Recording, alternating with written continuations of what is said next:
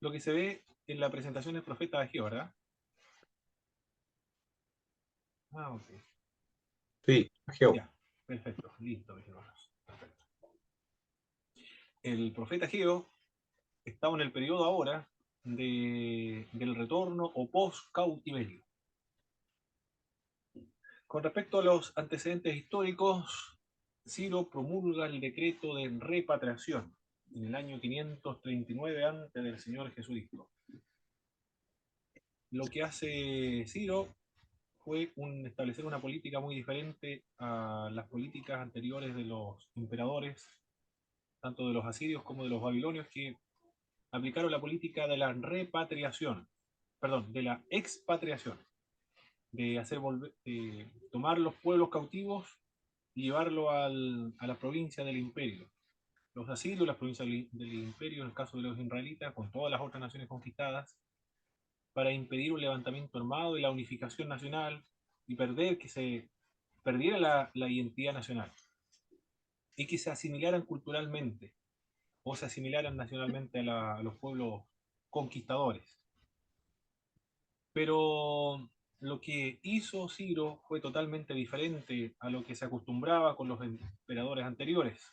Lo que él va a realizar va a ser la política de la repatriación. Todas las naciones que se encuentran en cautiverio van a volver nuevamente a su tierra de origen.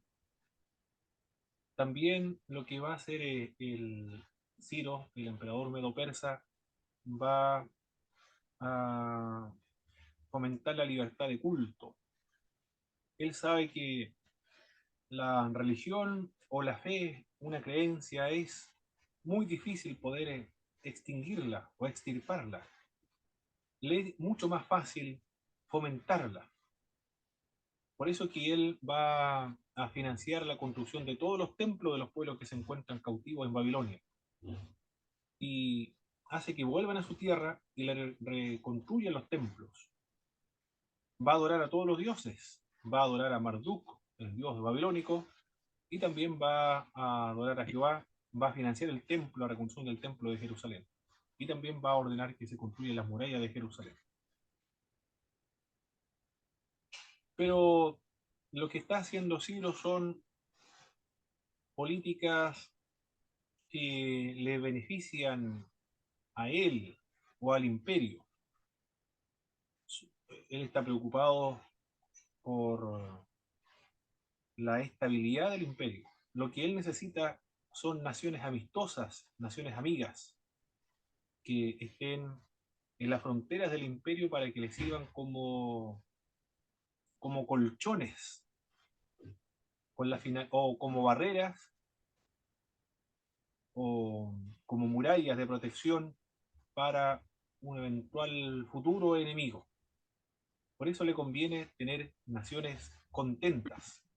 Todas las naciones que van a estar bajo el imperio de los medos persas van a estar contentos, porque se les respeta la libertad de culto, una especie de autodeterminación o autogobierno, aunque es parcial, relativo, pero están contentos. Y, y se les fomenta también el, la religión y la construcción de los templos. Él lo hace con motivaciones políticas, pero bajo ningún punto de vista debe usted considerar que lo que está haciendo Ciro está adorando a Dios. Por supuesto, lo que él está haciendo es simplemente una estrategia política. Pero esa política de Ciro, Dios lo va a utilizar para cumplir las profecías que había ya mencionado con los profetas anteriores, como Jeremías específicamente. Isaías ya también lo había mencionado y otros profetas menores que hemos estudiado ahora, ya había indicado que van a estar 70 años en la cautividad y luego van a regresar del exilio babilónico, para regresar a su tierra. Van a prosperar y Dios lo va a bendecir, lo va a purificar. Por lo tanto, Dios usa a Ciro y el profeta Isaías habla acerca de Ciro como mi siervo, como mi pastor, lo menciona como el ungido, porque va a cumplir y hacer la voluntad de Dios. No en el sentido de cómo hace la voluntad de Dios los profetas, sino de manera inconsciente. Dios usa a Ciro, utilizando las motivaciones de Ciro para cumplir su voluntad. Estamos viendo la providencia de Dios en este emperador entonces, en hacer volver a su pueblo a la tierra prometida. Van a regresar un primer contingente en 3 periodos, así como 3 periodos fueron los que se fueron al exilio, en 3 periodos nuevamente regresan. El primer periodo fue el 538 con Zorobabel. Regresaron 42.370 personas en el primer periodo. Después, en el 400 y tanto, no recuerdo la fecha exacta de la segunda, regresa Edras y después Nehemías 444. Esos son los periodos en que regresan los israelitas del cautiverio babilónico. Los que van a regresar después de este fatídico momento, traumático momento del exilio, lo que significó el exilio babilónico, van a encontrar algunos problemas. Los exiliados comenzaron a poner en práctica las profecías de Jeremías, donde se les animaba a cultivar la tierra, construir las casas, desarrollar su vida en el cautiverio. Eso es lo que profetizaba Jeremías. Entréguense a los babilonios, ríndanse a los babilonios, construyan casas en Babilonia, cultiven la tierra, desarrollen su vida en el cautiverio. Es un mensaje muy sedicioso para los que son nacionalistas, para los reyes, los príncipes. Está bajando la autoestima, la moral al pueblo que está luchando contra Nabucodonosor. Algunos piensan que Nabucodonosor le ha pagado, le ha financiado, se ha aliado, es un traidor de los judíos. Lo que está haciendo Jeremías es simplemente comunicar el mensaje de Dios, porque Dios utiliza a los babilonios para castigar a Judá. Pero cuando se cumplió la profecía, Jeremías ya va a estar muerto. Lo mataron porque en Egipto, de acuerdo a la tradición, porque comenzó a hablar acerca de la idolatría. Y, y muere allá en Egipto, en el cautiverio. Los babilonios no se lo van a ayudar porque lo conocían, de hecho, cuando estaba en la cárcel, lo liberaron de la cárcel. Pero va a morir por mano de los idólatras judíos, idólatras en Egipto. Pero cuando se lo llevan y no hay esperanza de que regresen, los israelitas van a pensar, van a decir, era Dios el que estaba hablando por medio del profeta Jeremías, sus escritos son sagrados porque Dios habló por medio de él. Por lo tanto, vamos a hacer lo que nos mandó el Señor por medio del profeta Jeremías, desarrollar nuestra vida en el cautiverio en Babilonia. Y comenzaron ahí, le comenzó a ir muy bien a los israelitas. Comenzaron a prosperar en Babilonia. Ellos, cuando salieron de la esclavitud de Egipto, era un grupo de nómadas. Llegaron a Canaán, se convirtieron en sedentarios y agricultores. Por esa razón, por ser sedentarios agricultores, tuvieron siempre la tentación de recurrir al dios de la agricultura, de los ganaderos, al dios de la tierra, de la fertilidad de la tierra, las tormentas y los relámpagos, que era Baal. Bueno, ahora cuando regresen no va a haber ningún problema con Baal porque la cautividad lo va a purificar de la idolatría. Allá van a adquirir un nuevo arte o un nuevo oficio. Van a volver de la cautividad babilónica como grandes mercaderes, personas muy buenas para el comercio. Van a volver comerciantes entonces de la cautividad babilónica. También otro cambio cultural que sufrieron los israelitas es que ellos se fueron hablando el arameo y ahora regresan hablando, perdón, se fueron hablando el hebreo y ahora regresan hablando el arameo. La gran mayoría de israelitas solo conocía Babilonia como su tierra. Nació, recuerden, son 70 años estando en Babilonia. Personas que tienen 20 años, 15 años, 30 años, otros que tienen 40 o 50 años. Esa persona de esa edad no conoce Jerusalén, lo escuchó de sus padres. Ellos son una otra generación. Lo más probable todos sus padres ya fallecieron, los abuelos, algunos padres que quizás que si fueron jóvenes van a regresar, pero hay muchas personas que nacieron en Babilonia, no conocen otra tierra sino Babilonia, y le ha ido muy bien, tienen casa, tienen negocios, tienen amigos, familiares, la comunidad está muy bien establecida allí, hay sinagogas, hay escribas, recuerden, las sinagogas surgen en el cautiverio, están los escribas, hay redes de contacto para el comercio, y ahora está la posibilidad porque anteriormente estaban bajo el imperio de los babilonios, ahora llegó otro imperio que son los de los medos persas, y se le ha dado la posibilidad para que regrese nuevamente a Jerusalén. Ahora llega la incertidumbre, está en la encrucijada. ¿Qué hacemos ahora? Hay 42.000 personas que están motivando a otras, 42.370 personas que van a tomar la decisión de regresar a su tierra. Lo más probable que sean los más ancianos, ¿eh? Los más probables, que quieren regresar a su tierra. Después de 70 años, quieren regresar a su tierra, volver nuevamente a ocupar sus casas donde ellos se criaron cuando eran niños. Van a llevar a sus hijos o quizá algunos familiares se queden allá en Babilonia. Pero no todos regresan. La gran mayoría, bueno, regresan, pero un porcentaje importante de judíos queda allá en Babilonia. Otros quedaron en Elefantina, creo que se llama, Alefantina, en Egipto, otra comunidad de judíos. Se fueron a Egipto, en Alejandría van a estar para, para desarrollar su vida en ese lugar, tampoco van a regresar. Pero la comunidad judía permanece en Alejandría y otra comunidad allá en Babilonia muy importante. La gran cantidad de personas prefirió quedarse en la seguridad y la comodidad que le proporciona Babilonia.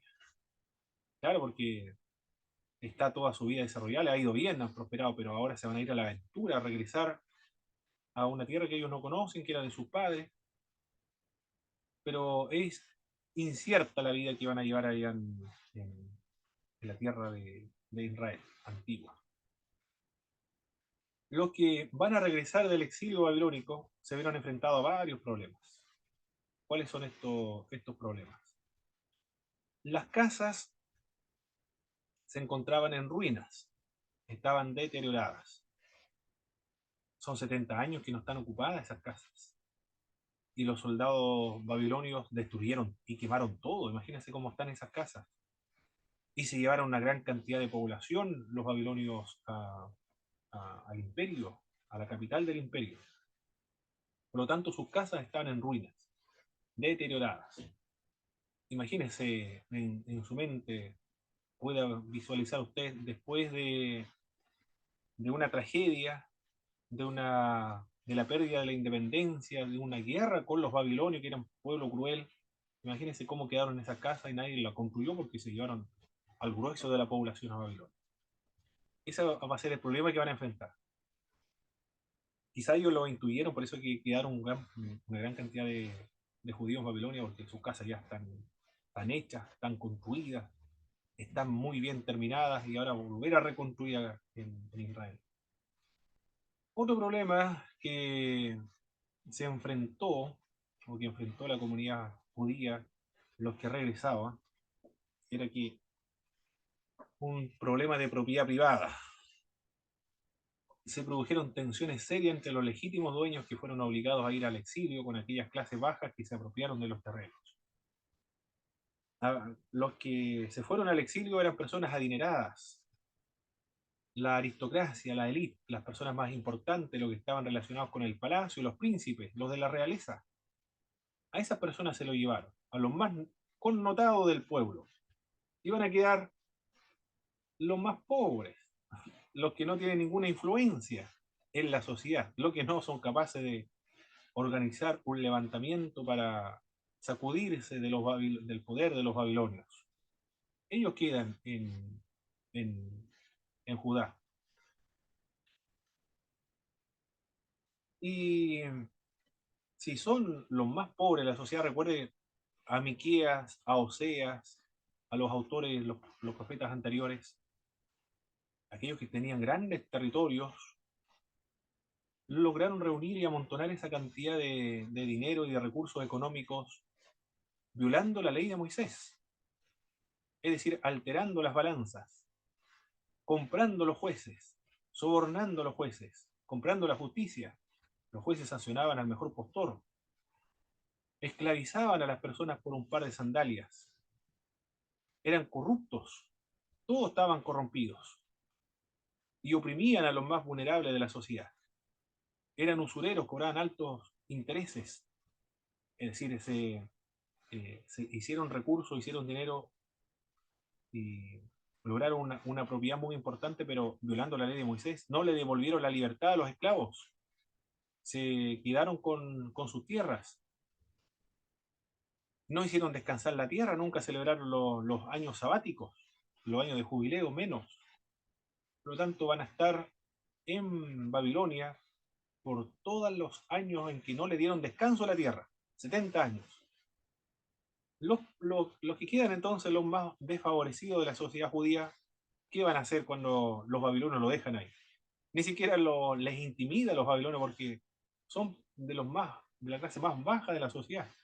Pero ¿qué es lo que hacen los pobres de la tierra? Como ellos vivían en tan malas condiciones en una casa que era muy deteriorada, se fueron a vivir en aquellas casas lujosas que habían dejado los grandes terratenientes, los propietarios. Y vivieron en esa situación 70 años. Pero ahora ya se cumplieron los 70 años que habían descrito el profeta Jeremías y vuelven. Y es el problema. Cuando llegan a sus casas, a los dueños legítimos de esas casas se vieron enfrentados que están ocupadas. ¿Cómo se llama? Se le llaman estas casas que están los ocupas? Están ocupadas, Expropiado. están expropiados, están ocupadas por otra, hay otra gente viviendo ahí. Ahí van a comenzarlo con, y 70 años están viviendo ahí.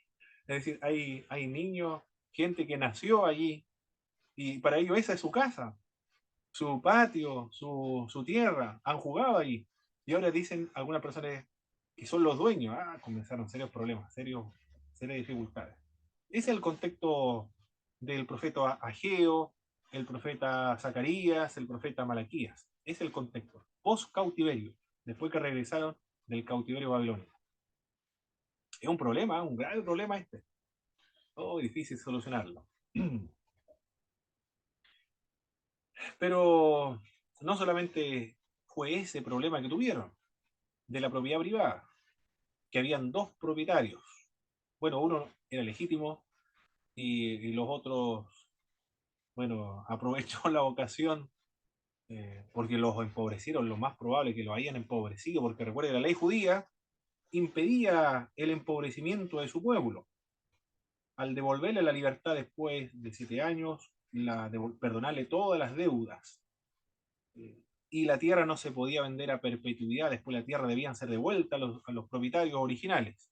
Bueno, esto no ocurrió durante las épocas anteriores que hemos venido estudiando del profeta Joel en adelante, no se ha cumplido esto. Por eso estuvieron 70 años. Pero ahora se ha solucionado ese problema, pero se encuentran con estas casas que están ocupadas ya. Pero el otro problema que se enfrentan los judíos que han regresado del cautiverio babilónico es la oposición externa para la reconstrucción. Ciro ha fomentado la reconstrucción del templo de Jerusalén y las murallas y la reconstrucción de Jerusalén, las murallas de Jerusalén. Y ha financiado esta construcción. Esto lo menciona el profeta Nehemías. Nehemías habla acerca de esto. Los samaritanos quieren ayudar. No sé si son honestos, son sinceros o no, pero quieren ayudar. Se ofrecen como ayudantes para la reconstrucción de la muralla de Jerusalén y del templo. Los judíos que regresaron de Babilonia dicen, esto lo hacemos solamente nosotros, solo los judíos, porque los samaritanos no son verdaderos judíos o verdaderos israelitas porque se vinieron mezclando desde la época de Jeroboam, comenzaron a practicar la idolatría y ellos no conocen la ley de Moisés. 200 años estuvieron en una condición de paganismo. Y después, cuando cayó Samaria en 722, se fueron a Siria. Y después volvieron mezclados con otras naciones. Ya no son puros. Por lo tanto, es otro pueblo. Y así los samaritanos se consideran también. Hasta en el Nuevo Testamento se ve ese problema. Los samaritanos son los que presentan esta oposición externa para la reconstrucción, tanto del templo como de Jerusalén. Cuando comenzaron la reconstrucción del templo, se produjeron comentarios desalentadores al comparar el antiguo y el nuevo templo.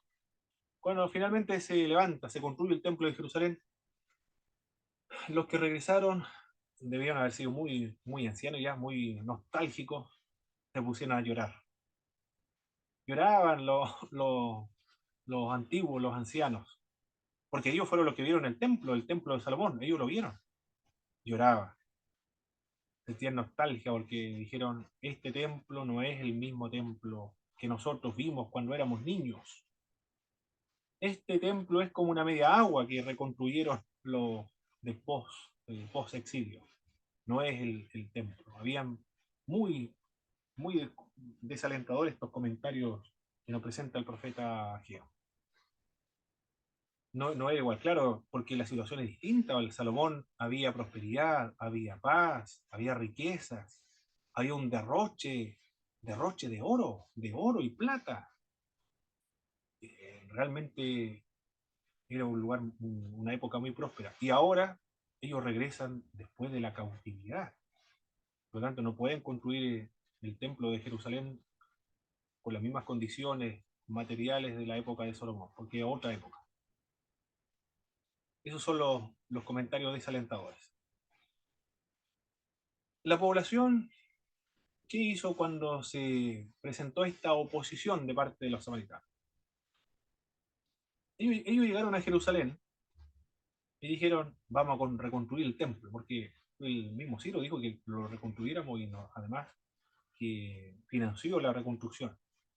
Pero como hay oposición de parte de los samaritanos, entonces ellos interpretaron las circunstancias adversas como la voluntad de Dios. No lo dice explícitamente, se puede deducir del pasaje de manera implícita.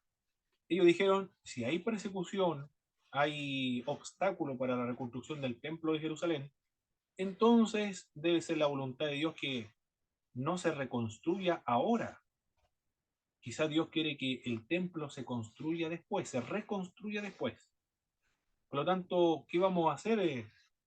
Se dijeron los judíos a sí mismos. Vamos entonces a reconstruir nuestras casas primero. Y cuando ya nuestras casas estén totalmente reconstruidas, hayan solucionado estos problemas de la propiedad privada, entonces luego vamos a dedicarnos a reconstruir el templo de Jerusalén y la casa de Jehová. Esa fue la interpretación que hicieron los judíos que regresaron del cautiverio babilónico. Bueno, eso fue una mala interpretación, fue una mala exégesis, fue una eisegesis lo que hicieron respecto a las circunstancias externas de la época, porque la voluntad de Dios no era esa, y por eso Dios los castigó, dándole malas cosechas, con la ruina. En el 520 a.C., Dios levantará dos profetas para continuar la reconstrucción del templo. 520, estamos en esta época ahora, 520. Dos profetas para la reconstrucción del templo. Estos son Ageo y el profeta Zacarías. ¿Cuánto tiempo va a ministrar el profeta Ageo? 4 meses aproximadamente. No sabemos nada más acerca de él aparte de lo que encontramos en el libro de Ageo. Nada más. Es uno de los profetas que le corresponde ministrar un más breve periodo, 4 meses. Zacarías viene después. Pero los dos tienen la misma finalidad. Y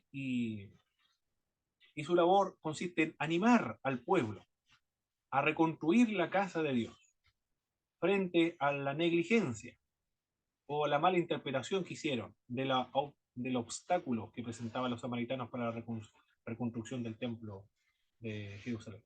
Ese es el contexto histórico de este profeta, el profeta Ageo. Animar al pueblo a reconstruir el templo de Dios.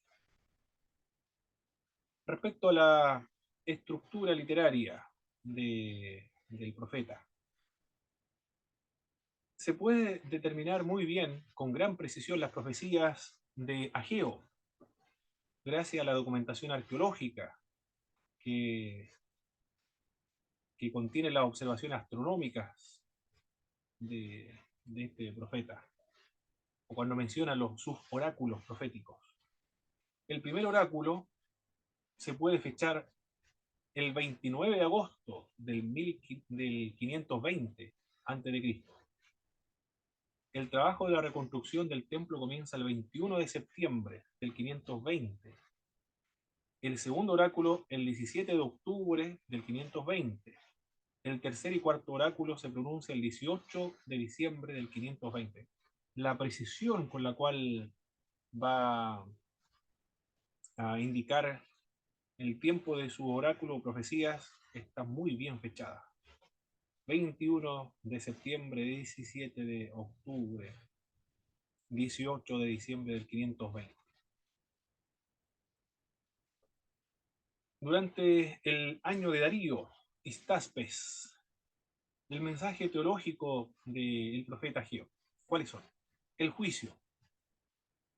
Ese es el primer mensaje teológico que se puede encontrar del profeta Ageo, el juicio. Dios desata o deja en evidencia su juicio sobre los judíos que regresaron del cautiverio babilónico con malas cosechas. ¿Cuál es la razón? Porque descuidaron la casa de Dios. Esa es la razón, la indiferencia frente a la casa de Dios que está en ruinas. Pero aquí el pueblo reconoce su pecado y quiere obedecer al Señor. El otro mensaje teológico se relaciona con el templo, donde indica que el segundo templo será mayor que el primero. El primer, después de este comentario desalentador del pueblo, el primer templo no es comparable con este segundo, que está en muy malas condiciones en comparación con el templo de Salomón. Pero el Señor le dice que la gloria del postrera será mayor que la primera, es decir, con respecto al templo. El otro mensaje teológico se relaciona con la Torá. Se plantea una pregunta sobre los objetos inmundos. Ageo apunta también en su mensaje al rey davídico, que aunque los contemporáneos del profeta comprendieron que se trataba de Zorobabel, el profeta apunta en un sentido escatológico. Zorobabel es el gobernador, es un descendiente de David. Se menciona en Ageo y después desaparece de la narración. Murió, pero no hizo una gran tarea, una gran obra. Pero las autoridades políticas, uno es el Zorobabel, que es judío, eh, una autoridad que viene de Babilonia, pero ya bajo el imperio de los medos persas, y una autoridad religiosa que es Josué. Esos son los dos olivos. Uno es Josué, autoridad religiosa, y el otro es Zorobabel, la autoridad política, que regresan en el año 538, el primer grupo que regresa de Babilonia a Jerusalén. La perspectiva nuevo testamentaria que se puede ver acá es la presencia visible de Dios ocurrirá en la persona de Cristo. Cuando Ageo dice, o Dios le promete a los judíos que ven el segundo templo, es decir, en la reconstrucción del templo de la época post-cautiverio, como de peor calidad en comparación con el templo de Salomón, Dios le dice que la gloria del segundo templo será mayor que el de Salomón. Eso se cumple en la persona de Jesús de Nazaret. Él es el segundo templo. Eso dice Juan capítulo 1, verso 14. Y él hizo su tabernáculo en medio de nosotros. Bueno, no dice templo, dice tabernáculo. El, su morada, pero el templo simboliza la morada. Hizo su morada en nosotros. Y en Hebreos también habla acerca de lo mismo. Él es el templo entonces. esa es la gloria postrera del cual estaba hablando el profeta Ageo. Se cumple en la persona de Jesús de Nazaret. El otro, el otro es la riqueza de las naciones llegan a Jerusalén por medio de los sabios gentiles. En el capítulo 2 de Mateo, verso 1, cuando habla acerca de los reyes que vienen del oriente y vienen a traerle oro, incienso y mirra al Señor Jesucristo que ha nacido. Bueno, acá se cumple esa profecía. Trajeron el oro a, al Señor Jesucristo, se cumple en esta época. Ya, esta es la introducción del profeta Ageo entonces, y ahora vamos inmediatamente a trabajar con nuestras Biblias. Son 2 capítulos nada más de este profeta. En el año segundo del rey Darío, en el mes sexto, en el primer día del mes, vino palabra de Jehová por medio del profeta Ageo a Zorobabel. ¿Quién es Zorobabel? Un descendiente de David, una autoridad política. Por medio del profeta Ageo a Zorobabel, hijo de Salatiel, gobernador de Judá. Él era el gobernador entonces. Y a Josué, hijo de Josadac, sumo sacerdote. Ahí tenemos una autoridad política y una autoridad religiosa. Y comienza el mensaje, el discurso. Verso del 5 al 11 vamos a dar lectura. Por favor, aquí voy a ver. Hermano Antonio, por favor, del verso 5 al verso 11 vamos a dar lectura. Amén. Ahora pues, así dice el Señor de los ejércitos. Considerad bien vuestros caminos. Sembráis mucho, pero recogéis poco. Coméis, pero no hay suficiente para que os saciéis. Bebéis, pero no hay suficiente para que os embriaguéis. Os vestís, pero nadie se calienta. Y el que recibe salario en bolsa rota. Versión de las Américas. Perfecto. La situación de la población, la situación económica de la población, las malas cosechas, ganan dinero, pero se les va como si tuvieran los bolsillos rotos, dice el verso 6 al verso 11. Es el contexto de los que han regresado del cautiverio babilónico. Escasez. Ellos dijeron, vamos a reconstruir el templo de Jerusalén, pero hay escasez, hay un problema de escasez y también oposición de los americanos, por lo tanto han abandonado la casa de Dios. Pero hay una razón de la escasez, hay una causa, en el verso 2 lo menciona. Así ha hablado Jehová de los ejércitos diciendo, este pueblo dice, no ha llegado aún el tiempo de que la casa de Jehová sea reedificada. Mire la reflexión del pueblo, ¿eh? La conclusión del pueblo. ¿Quién estableció que no era el tiempo de edificar o reedificar la casa de Dios? Ellos mismos establecieron esa, llegaron a esa conclusión. Ellos mismos establecieron que no era el momento de reconstruir la casa de Dios. ¿Y por qué determinaron eso? De que no era el tiempo. Porque hay escasez, hay problemas económicos y también los samaritanos se han opuesto a la reconstrucción del templo. Entonces dijeron, no es el tiempo todavía entonces. ¿Qué es lo que están haciendo ellos? Están interpretando la señal o el signo de los tiempos. Están interpretando la realidad, las circunstancias, y le están dando un significado espiritual o un significado teológico. Porque están diciendo, no es la voluntad, en otras palabras, no es la voluntad de Dios que ahora nosotros reconstruyamos el templo. ¿Y qué iban a hacer entonces? En el verso 9, buscáis mucho y hay poco, y encerráis en casa, y yo lo disiparé de un soplo. ¿Por qué? Dice Jehová de los ejércitos, por cuanto mi casa está desierta, y cada uno de vosotros corre a su propia casa. Están reconstruyendo, pero sin embargo, aunque no es tiempo de reconstruir la casa de Dios, ellos han dicho que es para vosotros el habitar de vuestras casas artesonadas y esta casa está desierta Casa finamente terminada, lo traduce la nueva versión internacional. Esa es la razón de la pobreza, del juicio de Dios sobre los judíos que han regresado del cautiverio babilónico. Se encuentran más preocupados en sus propios asuntos, en reconstruir sus propias casas. Recuerden que sus casas están deterioradas. Por lo tanto, para vivir bien tienen que reconstruir bien y después se van a preocupar de la casa de Dios. Pero ahí nos deja un gran mensaje, un gran principio. ¿Eh? ¿Qué principio de lección espiritual nos deja estos pasajes bíblicos que estamos estudiando, mis hermanos? En cuanto a las prioridades. Bueno, no solamente en cuanto a las prioridades, sino en otros asuntos también.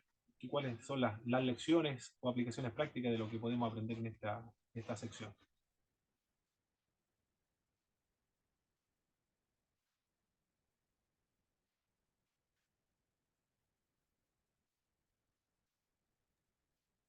La prioridad, atender las cosas de Dios primero que las personales.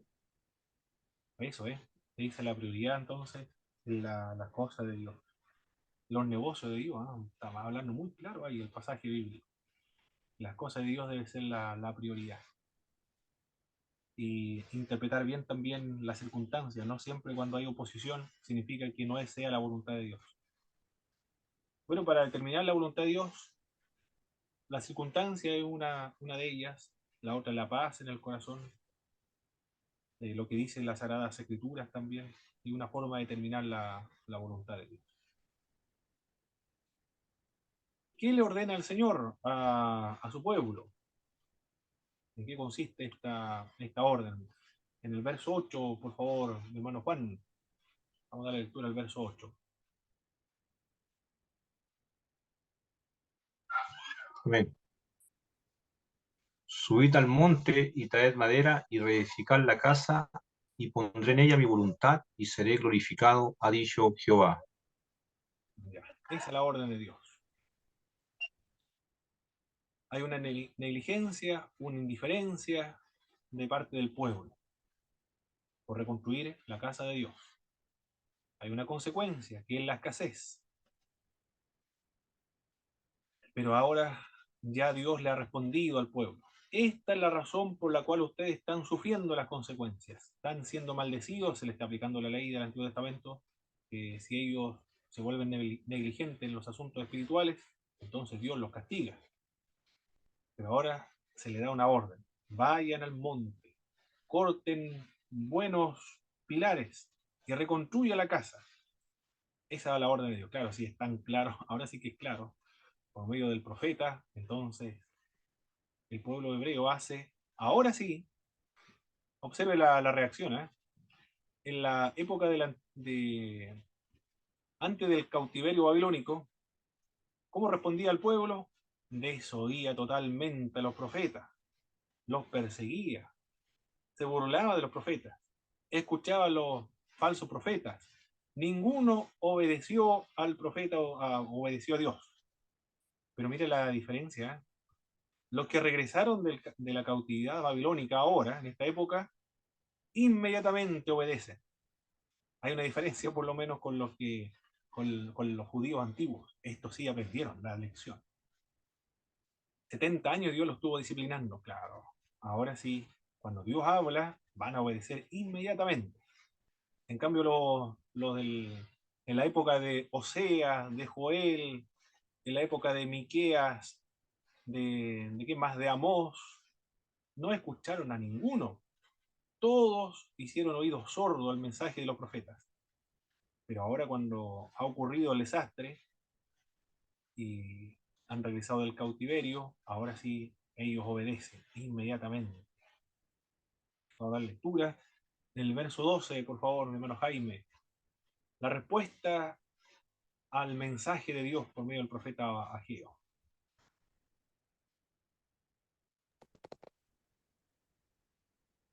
Y oyó Zorobabel, hijo de Salatiel, y Josué, hijo de Josadac, sumo sacerdote, y todo el resto del pueblo, la voz de Jehová su Dios y las palabras del profeta Ageo, como la había enviado Jehová su Dios, y temió el pueblo delante de Jehová.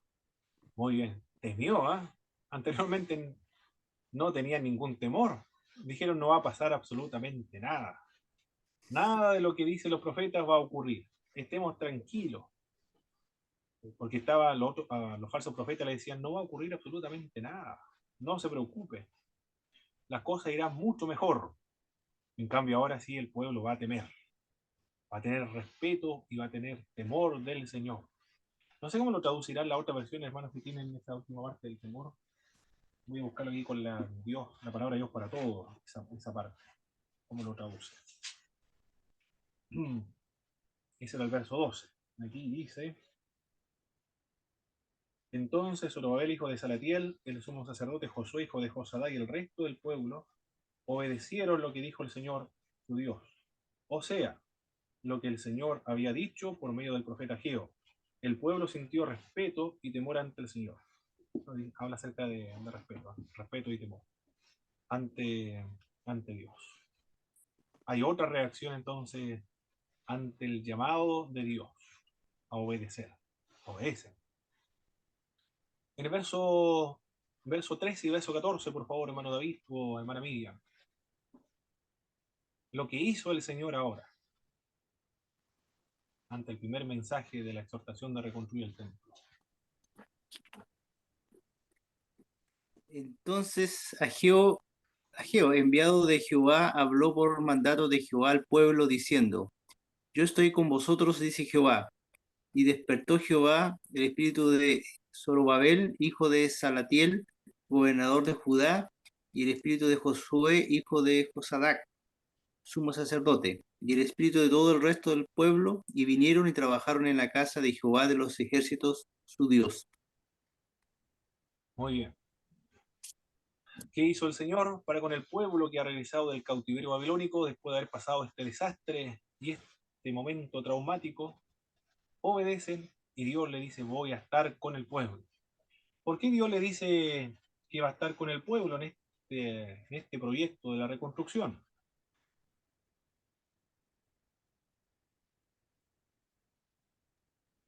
Bueno, porque era su voluntad que el pueblo construyera el templo nuevamente. Y había otra razón también, lo vimos en la parte de la introducción.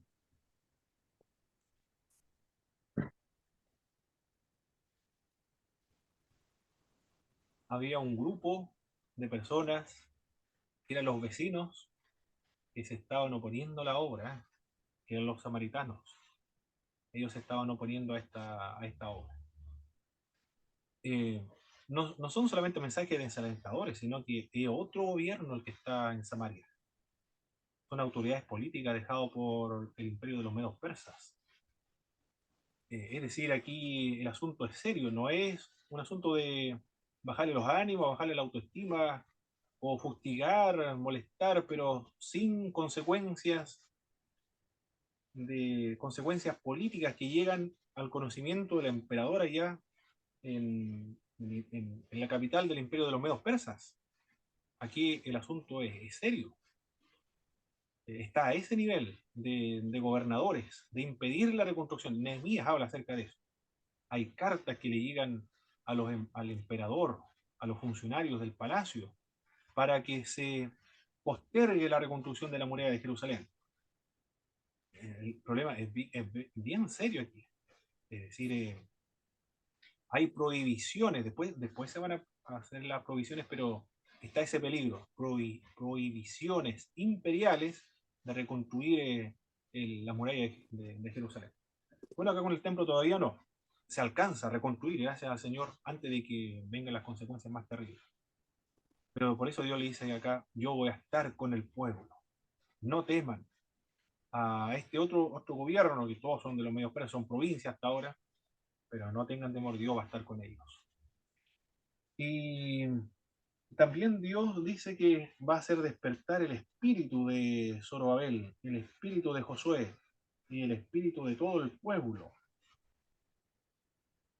¿Qué significa esta expresión, mis hermanos, despertar el espíritu o activar el espíritu?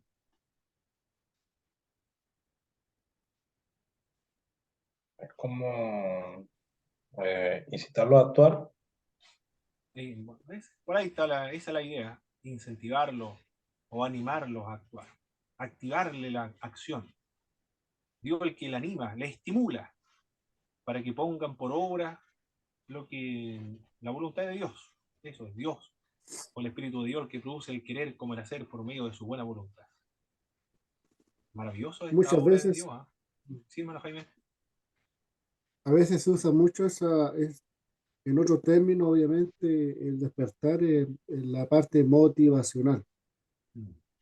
para ciertas cosas, para un grupo, para una tarea determinada, para un objetivo, una misión determinada, se usa mucho la motivación, el motivarlo a una tarea específica y se le motiva al grupo de personas para que el trabajo que se lleva a cabo se haga con excelencia.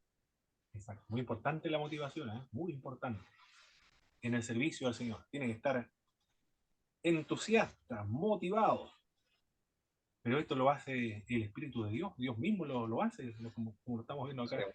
No es de una iniciativa propia. Dios lo hace. Claro que debe Sí, haber un respeto y un temor y y querer obedecer. Y Dios realiza lo demás, motivándolo, despertando el espíritu. Hermano Antonio. sí, creo que habíamos visto, creo que en la clase pasada, la anterior, sobre los profetas que, bueno, cuando venía el Espíritu de Dios sobre ellos, eh, aún tenían como que ese valor para actuar. Y prácticamente es como que sucede lo mismo acá, pues. Ahora tienen como ese ánimo para actuar. Esa motivación les nace a ellos del interior, no es que como que se lo inculcó otro con palabras alentadoras, sino que les motivó a ellos internamente. Es lo que Exacto, entiendo yo. exacto. Muy importante la motivación, ¿eh? El estímulo, el ánimo, el estar entusiasmado. Hay una persona que lo está motivando. De hecho, son dos, Ageo y Zacarías. Pero Dios está utilizando a Ageo y Zacarías. También en nosotros, en nuestras iglesias, pueden ser los predicadores, nuestros pastores.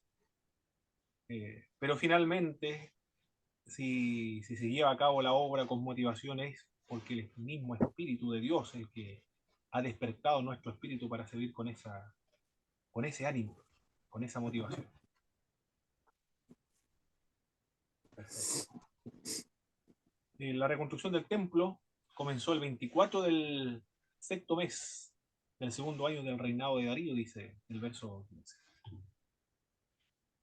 ¿Por qué el pueblo se desalienta?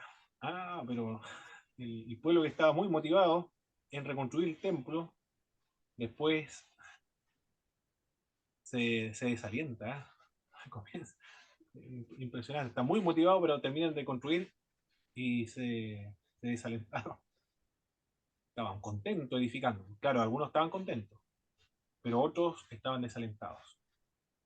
En el verso 3 indica la razón, la causa.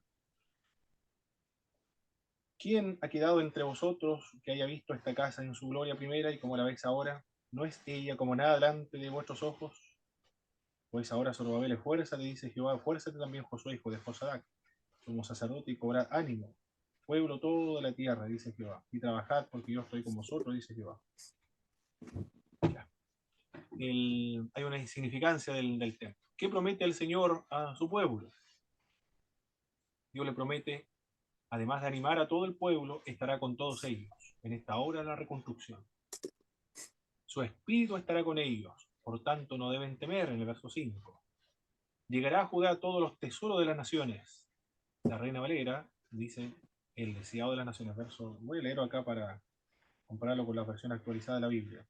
Porque así dice Jehová de los ejércitos, de aquí a poco yo haré temblar los cielos y la tierra, el mar y la tierra seca. Y haré temblar todas las naciones y vendrán el deseado de las naciones. Y llenarán de gloria esta casa, ha dicho Jehová de los ejércitos. Mía es la plata, mío es el oro, dice Jehová de los ejércitos. Como están viendo que esta casa no está quedando como desearían que quedara, como de Salomón, de oro y plata en la época de Salomón. Entonces ya aquí le promete el Señor que va a hacer temblar o sacudir las naciones para que traigan su... bueno, acá la reina le dice el deseado de todas las naciones. y las otras versiones lo menciona como las riquezas. Había una pregunta, mis hermanos, no sé si ustedes investigaron las versiones actualizadas de la Biblia, en el verso 6. El verso 7 es. Verso 7. Y vendrá el deseado de la nación. La Reina Valera dice el deseado de, ¿cómo lo menciona acá? De todas las naciones. De todas las naciones. Eso dice la Reina Valera de 1960.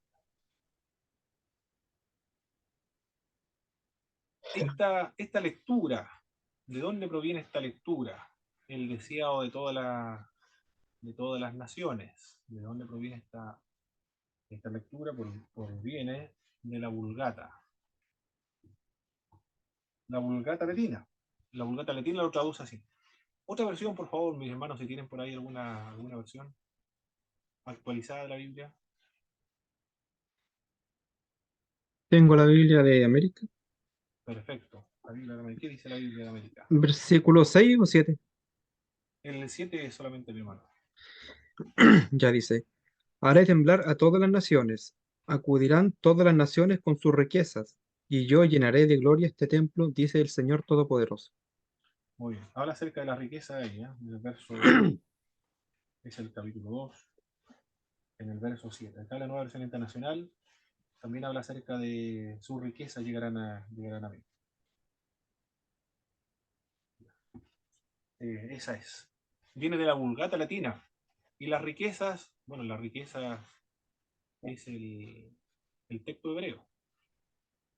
Y la Vulgata, entendió la Vulgata, Jerónimo, el que está traduciendo del hebreo al latín, Mm. entendió que se refería a Jesucristo. Entonces por eso se tradujo como el deseado, que está con mayúscula Reina Valera, para indicar al Señor Jesucristo.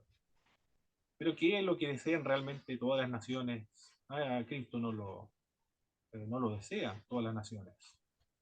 Lo rechazaron, de hecho, hasta su propio pueblo.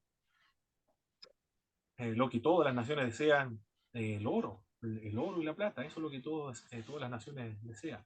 Por eso es que hacen guerra entre todas las naciones. El recurso económico o el recurso natural que hay en toda la zona geográfica. Aquí hay otra variante. Es una variante, ¿sí? Es una variante aquello, otra variante textual. La otra variante que estuvimos analizando anteriormente correspondían al texto hebreo, ¿eh? De 3 textos hebreos. Pero en cambio acá la variante corresponde a una traducción, que es la Vulgata Latina. Esa es Ya. la Profe, diferencia. ¿Sí, hermano Boris? una consulta. Jerónimo cuando traduce la Vulgata, ¿de qué, o sea, cuáles son los textos que toma para traducirla? ¿A partir de qué manuscrito, qué códice? Bueno, estamos en el siglo IV ahí, y él está trabajando con un texto consonantal, o aconsonantal. Eso es el texto consonantal, solamente consonantes, sin ninguna vocal. Todavía no está ni siquiera el texto masorético. No sé cuáles son los documentos, los materiales de traducción. Deben ser los mismos materiales que utilizaban los judíos en la sinagoga de esa época, porque él se fue a aprender el hebreo, conoció y se educó bajo los pies de los rabinos. Y ellos, lo más probable, como tenían amistades, contactos, redes con ellos, esos mismos documentos que se utilizaban en la sinagoga del siglo IV, en la que él lo más probable que vaya a usar. Eh, pero no sé, cuando tradujo ahí del deseado, él lo vio como Cristo, pero no creo que si Mm, le hubiese pedido explicación qué es lo que quería decir ese pasaje bíblico a un mm. rabino, Claro, quizás se lo hubiese claro, la explicado. pregunta, por eso le preguntaba yo, porque yo, o sea, yo no sé en qué se basó él para poner el deseado de las naciones. O sea, había la Septuaginta quizás, por eso me causaba la duda de por qué puso esa traducción de deseado de todas las naciones. ¿Bajo qué ¿cómo se llama? ¿En qué se basó? Claro, sí, sí, la fuente de traducción. O sea, Claro. sí, de traducción, él está traduciendo. Bueno, él está traduciendo del hebreo ahí, ¿ah? Del hebreo. Fue a aprender el hebreo con esa finalidad. Pero el manuscrito, ¿cómo se llamaba? No sé. Ya se requiere más trabajo e investigación ahí, en el caso de Jerónimo. Pero es una variante textual, en en una traducción de una versión de la Biblia antigua. Perfecto, continuemos. ¿Qué más? La gloria del segundo templo será mayor que el primero y dará paz. Bueno, esto se cumple en la persona de Jesús de Nazaret. No, ellos no lo entendieron, Ageo no creo que tampoco lo haya entendido.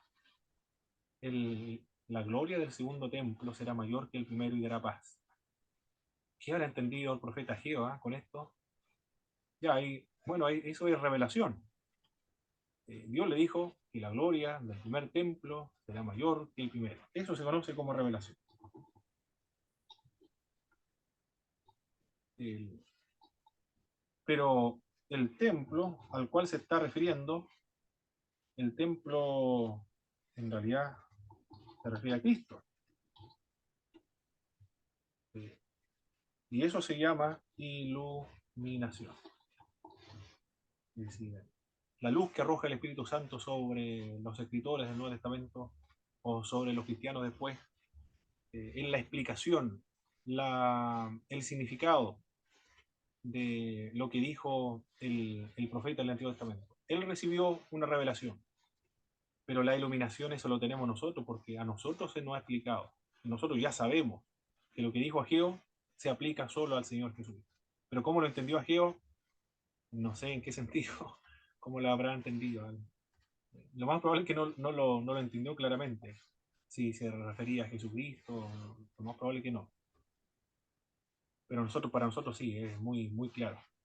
¿A qué se refiere la gloria del segundo templo? De Cristo mismo, la gloria de Dios, la gloria misma de Dios de la persona de Dios encarnado, Jesucristo.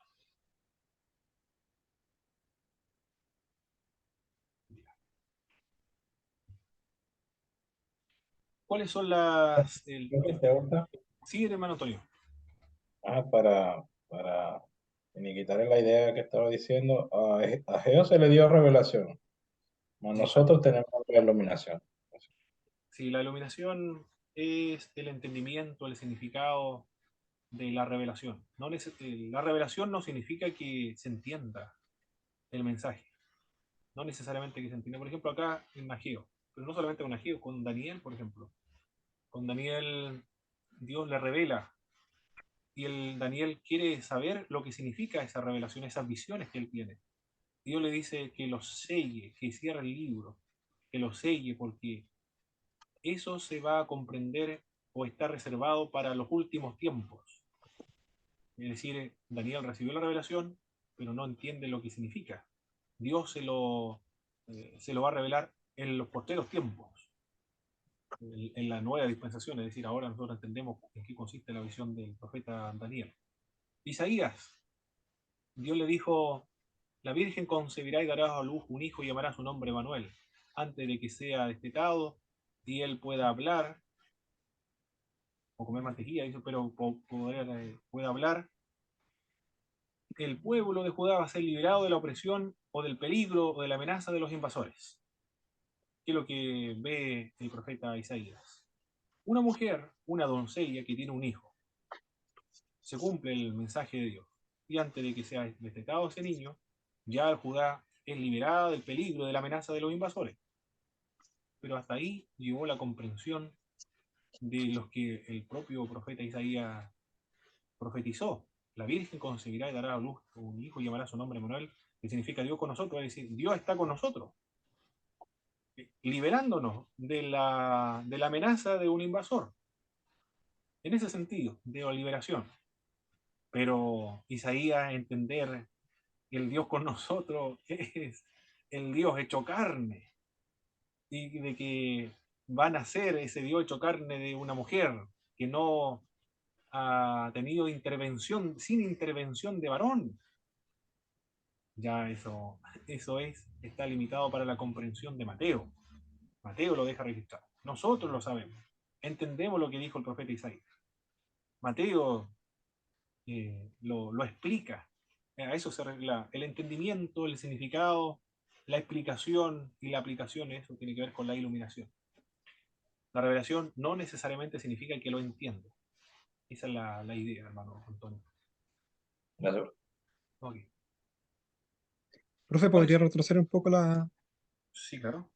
el diagrama? ¿Por qué el Muy bien, pueblo se Mónica. desalienta? ¿A dónde está ahí? Ya, por la insignificancia del segundo templo, verso 3. Estaba muy motivado, pero después ya le duró Claro, poco, se desinflaron rápido. Se perdieron muy pronto el ánimo. Bueno, algunos van a estar contentos, pero Dios lo anima nuevamente. Lo entusiasma nuevamente. Y decirle que la gloria del segundo templo será mayor que el primero. Algo, me gusta, yo me acuerdo cuando recién me convertí, leí esta parte, de que algunos lloraban, otros gritaban, y el ruido se escuchaba desde lejos. No decía esta porción bíblica. Se escuchaba desde lejos cuando terminaron de reconstruir el templo. Porque lo veía como los cultos de las iglesias, cuando había manifestaciones espirituales. Los ruidos se escuchaban, pero de cuadra de lejos. Lo veía en el libro del profeta Ageo. ¿Qué más? ¿A dónde estaba aquí? ¿Cuáles son las causas de la desgracia y la impureza del pueblo? Hay un tercer mensaje, son 3 mensajes. Causa de su desgracia y la promesa de bendición. ¿Cuáles son las causas de la desgracia? Hermana Miriam o hermano David, por favor, del verso 14 al verso 15, por favor. Las causas de la desgracia del pueblo.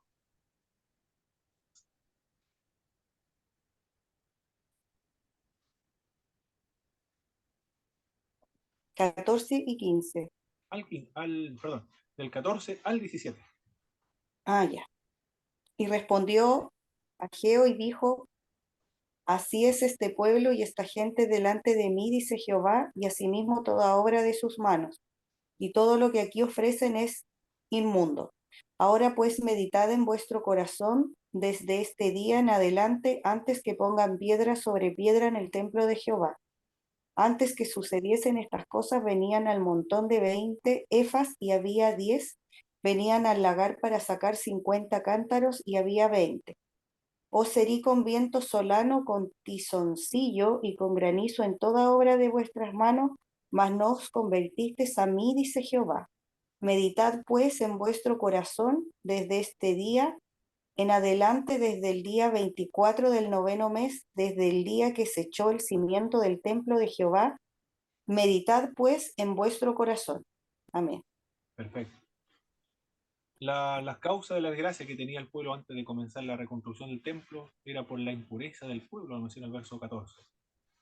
El pueblo estaba impuro. Para Ageo el templo en ruinas, entonces, era como un cadáver que profanaba y volvía impura toda la vida del pueblo, incluidos los propios sacrificios.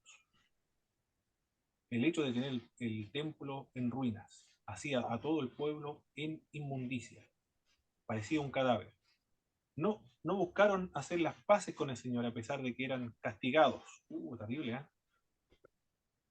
¿eh? Pero es muy difícil esto. Si no tienen profetas, ¿cómo van a saber cuál es la voluntad de Dios? ¿Habría otra forma de saberlo, hermanos? De saber por qué son castigados, por qué le va mal, por qué tienen malas cosechas. Si no hubiesen tenido un profeta que le indicara la razón por la cual están pasando estas desgracias,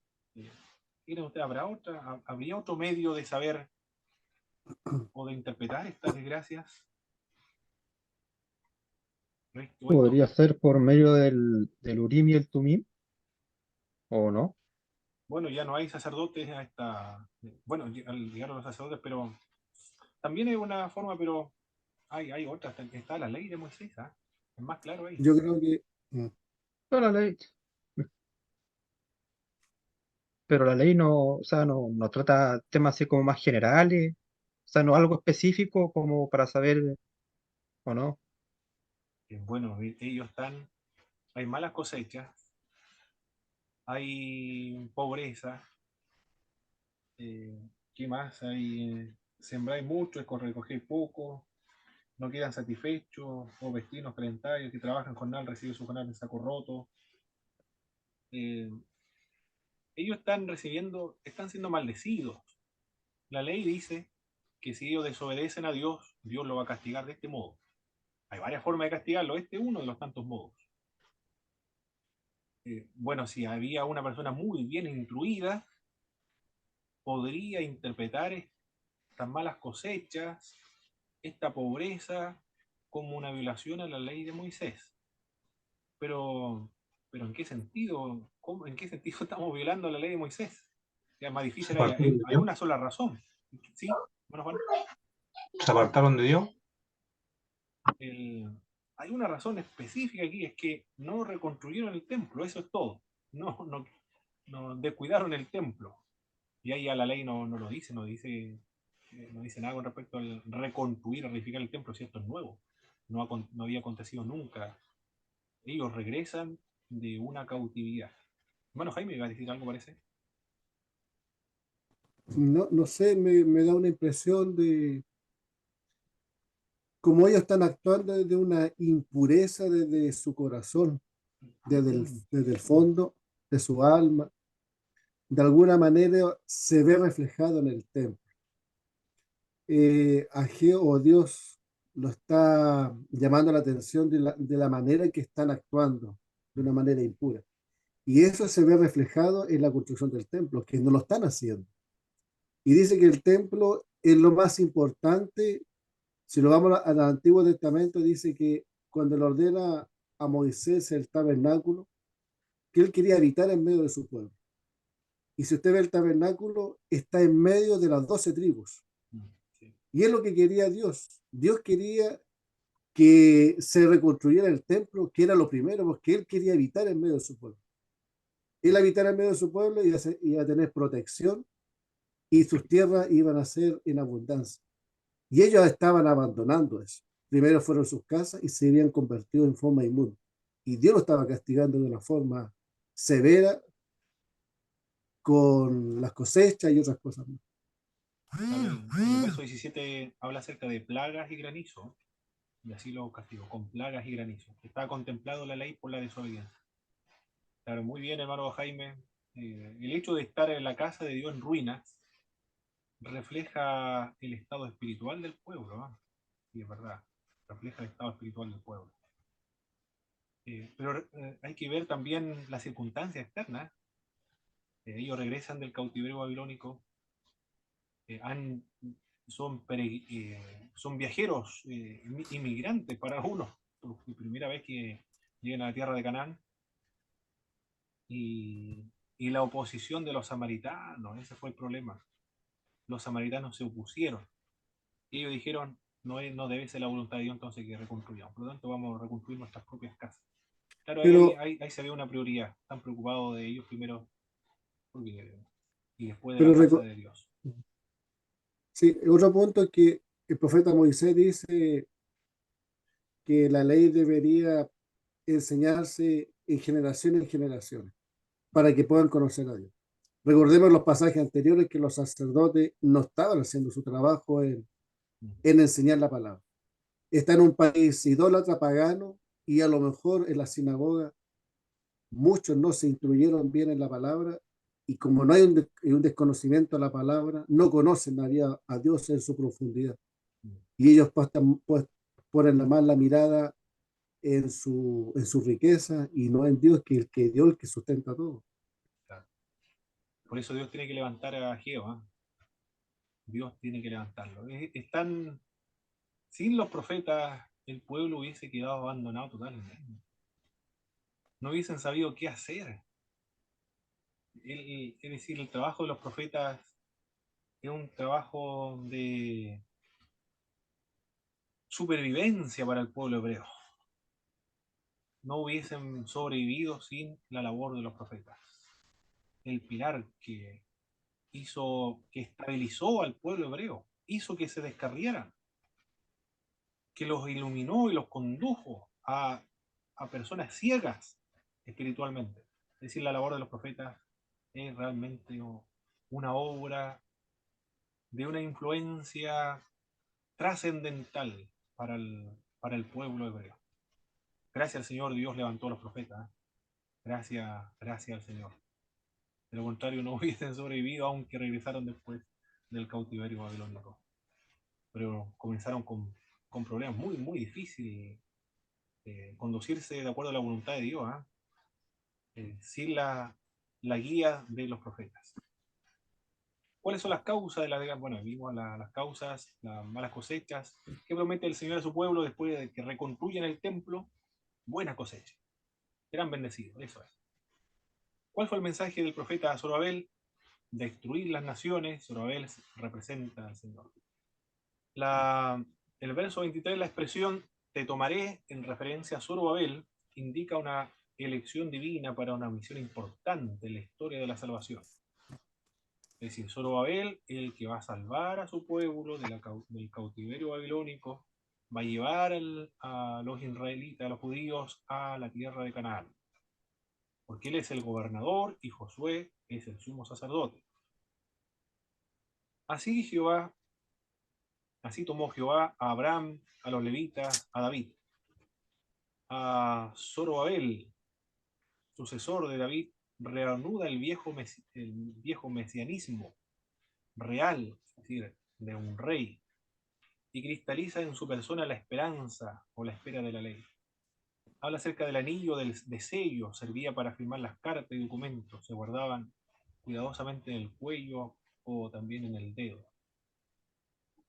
La comparación describe a Zorobabel como representante del Señor, investido de una autoridad suprema. Bueno, acá Zorobabel, el hombre, el gobernador, está simbolizando, representando a otro más en el Nuevo Testamento. Lo que se dice de Zorobabel acá se aplica a Jesucristo en el Nuevo Testamento. Después ya no se pierde en la historia Zorobabel. Se menciona solamente aquí en el profeta Ageo, en Zacarías también se menciona, y en Edras, Nehemías. En Edra o Nehemías, en uno de esos se menciona. Pero después nada más. No fue relevante. En lo que se dice de él tiene trascendencia o significado, o se connota o se aplica en la persona del Señor Jesús. Ese es el mensaje del profeta Ageo, entonces, mis hermanos. Anima al pueblo a edificar la casa, y Dios le va a prosperar y lo va a bendecir. ¿Qué comentarios tienen para este otro profeta que hemos trabajado hoy día o analizado juntos estos dos capítulos del profeta?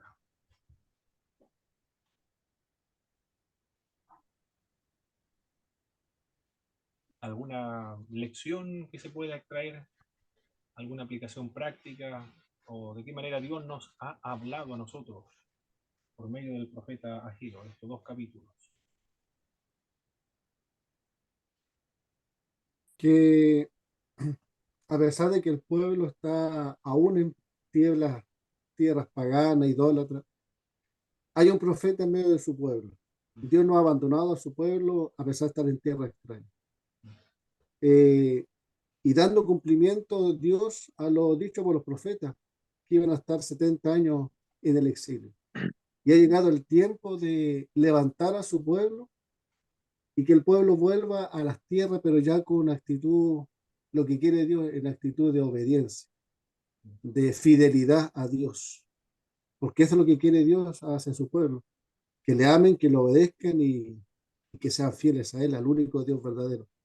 Y haberlo llevado a la tierra idólatra, a la madre de todas las rameras, a la madre de la idolatría, que sea de una enseñanza que ellos tanto añoraban y deseaban adorar a dioses paganos. Dios lo lleva a la madre o la naturaleza de todas las rameras, que es Babilonia. Y Dios lo lleva a ese lugar y que ella sirvió de enseñanza. Y Dios levanta un profeta alentándolo a volver a la tierra, pero con una fidelidad absoluta hacia Él, que Él es quien lo va a guardar, lo va a cuidar, le va a enseñar, y que depende de Él toda la prosperidad en todo lo espiritual y en lo material. Muy bien, hermano Jaime. Muchas gracias. ¿Quién más, mis hermanos o hermanas?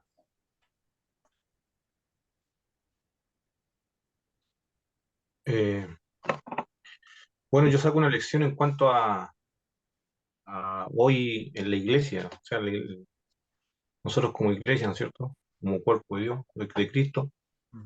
muchas veces también dejamos de lado, ¿no es cierto?, las cosas de Dios y hay veces también nos afanamos por las cosas de este mundo y dejamos de lado, ¿no es cierto?, lo que Dios nos ha ordenado, ese mandamiento, ¿no es cierto?, de poder eh, predicar su evangelio. Eh, por ahí, ¿no es cierto?, hay un versículo donde dice que es mejor, ¿no es cierto?, estar en los negocios del Padre. Yo creo que para nosotros también, pues, muchas veces nos quedamos en las cosas del mundo, nos afanamos y nos olvidamos que tenemos, ¿no es cierto?, un servicio hacia las cosas de Dios. ¿Amén? Perfecto, hermano Juan. Muchas gracias. Muchas gracias. Gracias por sus reflexiones y opiniones, mis hermanos. Lo otro, Impresiones, ¿sí?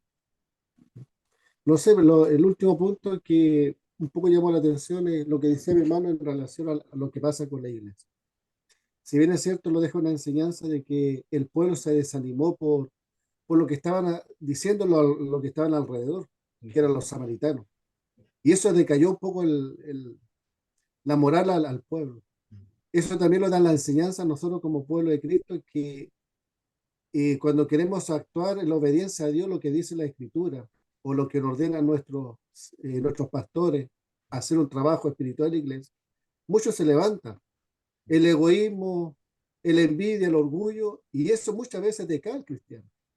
Y esto nos enseña a nosotros que cuando Dios ordena a su pueblo, es claramente que Dios lo va a encaminar a hacer las cosas bien, al éxito. Y le agrada a Dios cuando actuamos en obediencia y en fe en Dios. No importa las adversidades que vengan.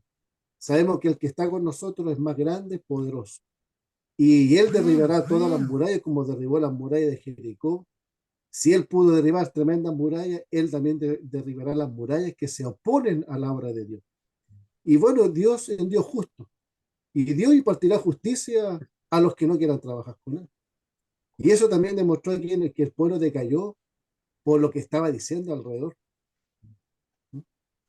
Perfecto, hermano Jaime. Muy bien. Son hartas lecciones, ¿eh? Harta enseñanza que podemos extraer de este profeta. Perfecto. Vamos a finalizar entonces con una oración a nuestro Señor. Hermano Antonio, nos dirigen una oración, por favor, para concluir la clase de hoy día.